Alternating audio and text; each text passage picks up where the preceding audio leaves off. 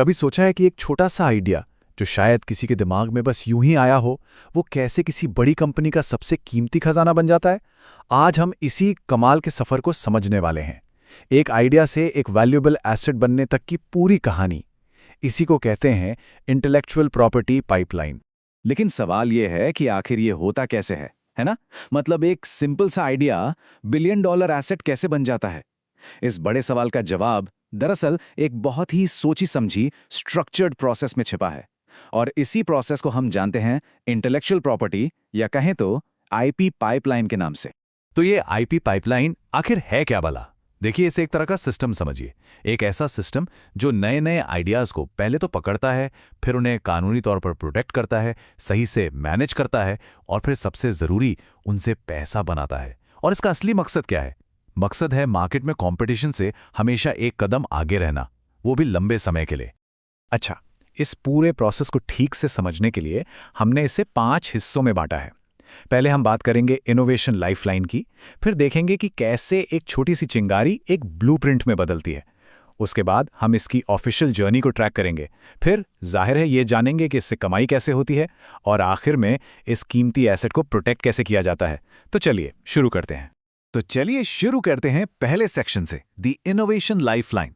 सवाल सीधा सा है, एक मजबूत आईपी पाइपलाइन आखिर इतनी मैटर क्यों करती है? देखिए, ये मामला सिर्फ कानूनी दांवपेच का नहीं है, बिल्कुल नहीं। एक अच्छी आईपी पाइपलाइन के बहुत सारे फायदे हैं। सबसे पहले, ये आपके कीमती इनोवेशन को चोरी होने से बचाती है। फिर ये आपको मार्केट में एक जबरदस्त कॉम्पिटिटिव एज देती है। इससे लाइसेंसिंग और रॉयल्टी से पैसा भी आता है, साथ ही आपकी ब्रांड वैल्यू बढ़ती है और अच्छी स्ट्रेटेजिक पार्टनरशिप के दरवाजे भी खुलते हैं। चलिए अब आते हैं दूसरे स्टेज पर, फ्रॉम स्पार्क टू ब्लूप्रिंट, मतलब एक चिंगारी से एक ठोस प्लान तक का सफर। ये वो शुरुआती दौर है जो पूरी तरह से कंपनी के अंदर ही चलता है। यहाँ एक आइडिया पैदा होता है और बाहर की दुनिया में कदम रखने से पहले उसे हर कसौटी पर परखा जाता है। तो इस शुरुआती स्टेज में ना 2 बहुत ही क्रूशियल स्टेप्स होते हैं। पहला है आइडिएशन, यानी जहां नए नए आइडियाज आते हैं, और दूसरा है इवैल्यूएशन, जहां इन आइडियाज को तौला जाता है, देखा जाता है कि इनमें कितना दम है। असल में हर बड़ा इनोवेशन यहीं से तो शुरू होता है। अच्छा, तो इन दोनों में फर्क क्या है? चलिए समझते हैं। देखिए, आइडिएशन का फोकस होता है नए इनोवेशन को बस कैप्चर करना। इसके लिए एक डॉक्यूमेंट बनाया जाता है जिसे कहते हैं इन्वेंशन डिस्क्लोजर।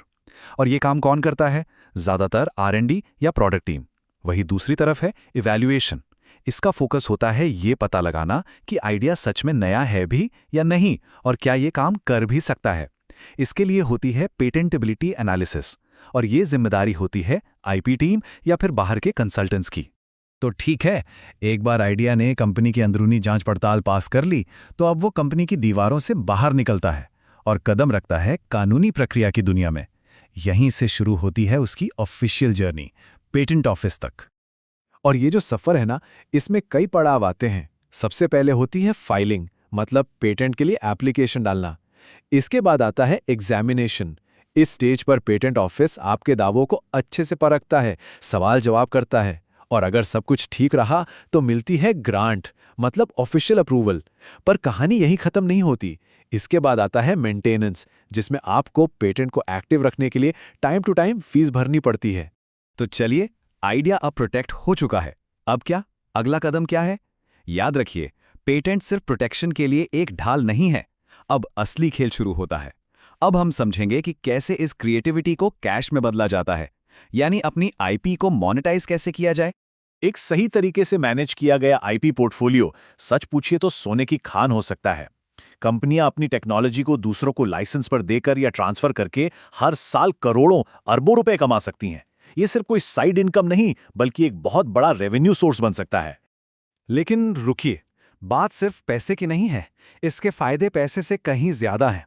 एक स्ट्रॉन्ग आईपी पोर्टफोलियो आपके ब्रांड को एक अलग पहचान देता है, आपको मार्केट में एक लीडर की तरह एस्टैब्लिश करता है, बड़ी बड़ी कंपनियों के साथ पार्टनरशिप के मौके बनाता है और इन्वेस्टर्स को भी अट्रैक्ट करता है। ये सारी चीजें मिलकर कंपनी की जड़ों को और भी ज्यादा मजबूत कर देती हैं। और अब हम आ गए हैं इस सफर के आखिरी और शायद सबसे जरूरी पड़ाव पर, प्रोटेक्टिंग योर एसेट, अपनी संपत्ति को सुरक्षित रखना। क्योंकि देखिए, एक बार एसेट बना लेना ही काफी नहीं होता, उसकी वैल्यू बनाए रखने के लिए लगातार उसकी देखभाल करनी पड़ती है। जो बड़ी और स्मार्ट कंपनियां होती हैं ना, वो हमेशा तैयारी के साथ चलती हैं। ये जो रिस्क मैनेजमेंट मैट्रिक्स आप देख रहे हैं, ये उनकी स्ट्रैटेजी का एक बहुत अहम हिस्सा है।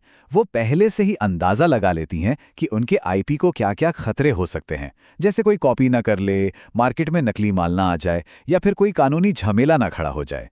और फिर वो इन सभी खतरों से निपटने के लिए एक सॉलिड प्लान तैयार रखती हैं। और हाँ, एक बात और, आज की ग्लोबल दुनिया में बिजनेस किसी एक देश में तो सिमटा नहीं है, इसलिए आईपी की प्रोटेक्शन भी ग्लोबल होनी चाहिए। एक अच्छी स्ट्रैटेजी में यह भी तय किया जाता है कि पेटेंट को किन किन देशों में फाइल करना जरूरी है, अमेरिका में, यूरोप में, इंडिया में या फिर एशिया पैसिफिक के दूसरे बड़े मार्केट्स में।